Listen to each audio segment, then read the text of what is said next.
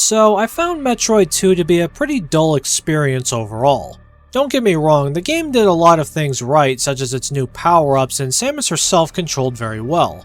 But I found the rest of the game lacking because of dull environments and lack of any sort of real bosses, and the lack of music certainly didn't help things. In 2017, Nintendo revealed at E3 that year that not only was Metroid Prime 4 in development, but they were soon going to be releasing a remake of Metroid 2 on the 3DS titled Metroid Samus Returns. So, does this remake address all of the issues I had with the original? Short answer, yes. Yes it does. Well, mostly, but let's go a bit deeper into that. With Metroid Zero Mission at the time having been the last 2D Metroid game released, Yoshio Sakamoto expressed an interest in developing a new 2D Metroid game. Enter MercurySteam, a Spanish development studio known for having worked on the Castlevania Lords of Shadow trilogy from Konami. Sakamoto had apparently caught wind of the team wanting to develop a Metroid game, and so he personally went to organize a collaboration with them. MercurySteam had initially pitched a remake of Metroid Fusion, and while Sakamoto was impressed, he felt that the game in most need of a remake was Metroid II. He stated that he wanted to enhance the core experience of the original game without changing things that didn't need to be changed. And one of those enhancements were to improve the concept of hunting down the Metroids and improving exploration and combat with new abilities.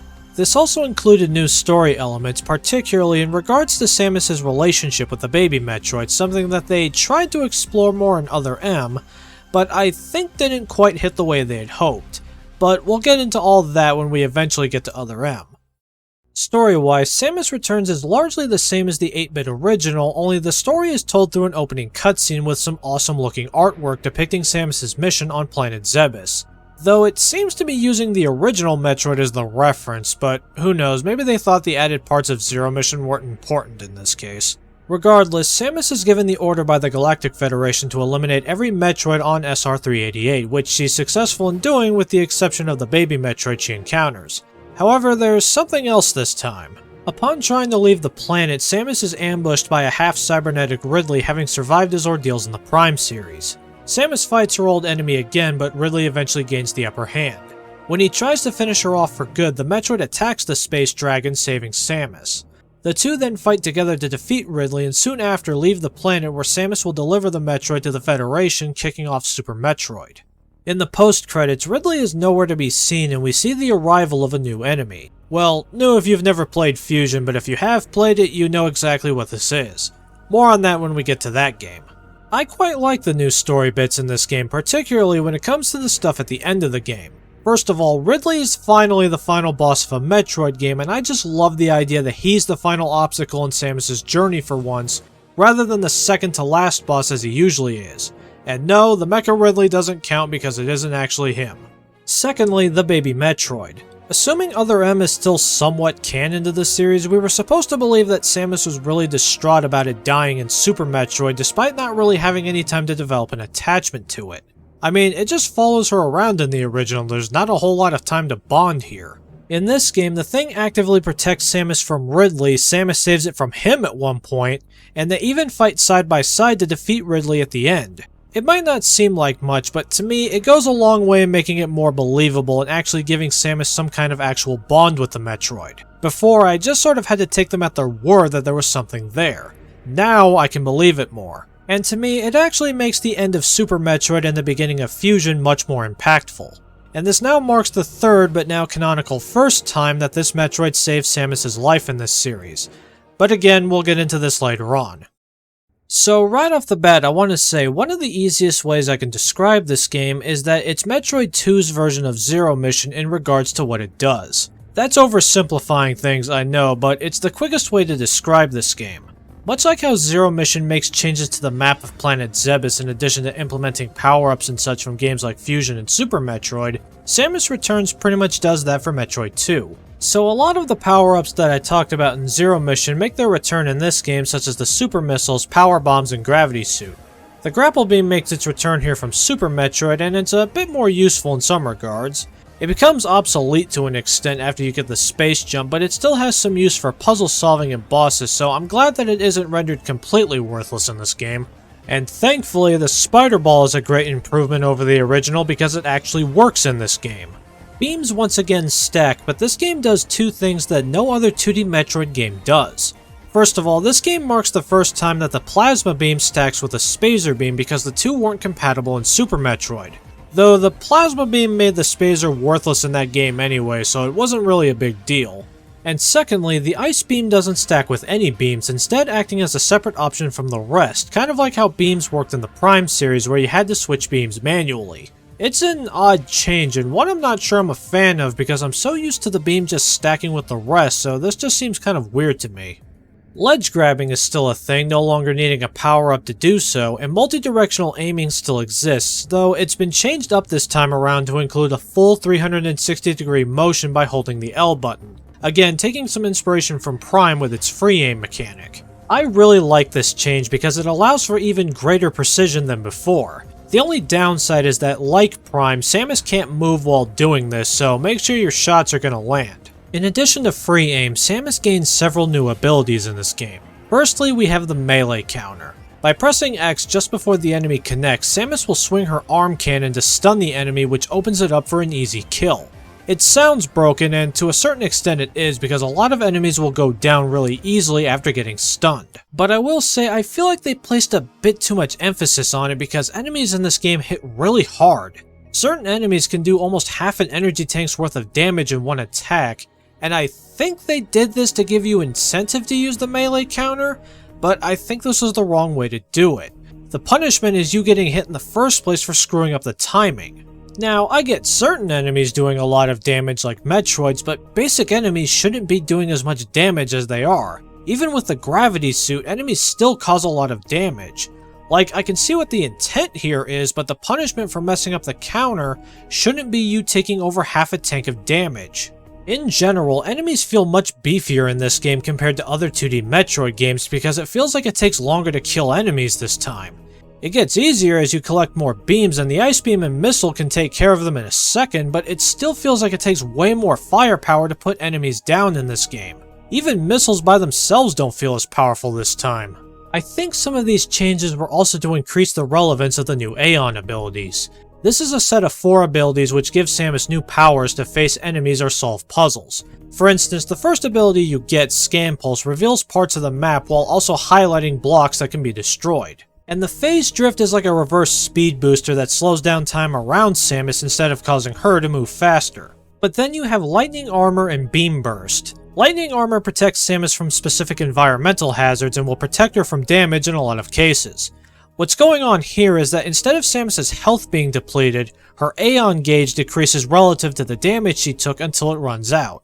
And it even increases the range of the melee counter. And Beam Burst turns Samus's arm cannon into a machine gun which causes a lot of damage in a short period of time at the cost of Aeon. I don't think it modifies damage values, it just spam fires like you were using a turbo controller. These abilities are great, and I'm glad that the counter and Aeon abilities are coming back for Dread, but I can't help but feel like they were slightly misused here because it feels like Samus herself was nerfed to give these abilities more importance, and yeah, they help, but it's help that I feel like comes at a cost, and the cost is that this game is much harder than previous 2D Metroid games, and it feels a bit artificial because of these things. Now, being a remake of Metroid II, Samus Returns has the same structure as the original, but a few changes were implemented to make the journey a bit less cumbersome. On the bottom screen of the 3DS, we have a map, which is a fantastic addition because now you don't have to enter a map screen to see where you are, though you can still do that if you'd like. Save points and recharge stations are still here and just as useful as ever, and new to the series are teleporters. In other words, fast travel. And I love this change because in the event that you have to backtrack, and trust me you will, this makes it much easier to return to older areas. And I really hope that Dread includes this feature as well because that would be nice. Speaking of areas, this game's version of SR388 feels completely different from the original. It's like we're not even on the same planet as before. Yeah, we're still exploring underground caves, but each area has a distinct look that help to set them apart from each other and give them their own unique identity. The only exceptions to this are the rooms with these statues and the purple acid because each area has these.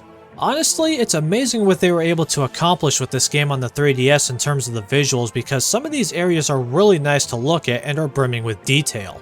I loved Area 2 and Area 7 especially. Area 2 because of its gorgeous looking water environments, and I liked Area 7 because of the science lab type of aesthetic. Area 3 was a low point to me because it's visually very boring to look at. It's just a mining area filled with ruins and dirt. There's not much going on here. Every so often you'll come across volcanic areas which are really just there to give the Various suit a reason to exist in this game, but I didn't mind it because it's something different to look at, and it plays the Lower Norfair theme from Super Metroid every time you enter one, and I love that theme, so I like these areas for that reason alone. Okay, to get into that really quickly, yes, this game has actual music now, and it's a much better experience because of it. I was happy that Lower Norfair and Lower Brinstar from Super Metroid returned here.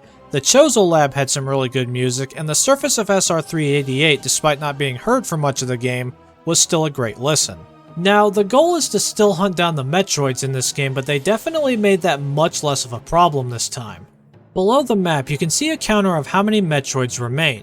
Now, when you enter a new area and reach this statue, it tells you how many Metroids you need to destroy to access the next area. When you start closing in on a Metroid, the counter begins flashing and it gets faster the closer you get to the target.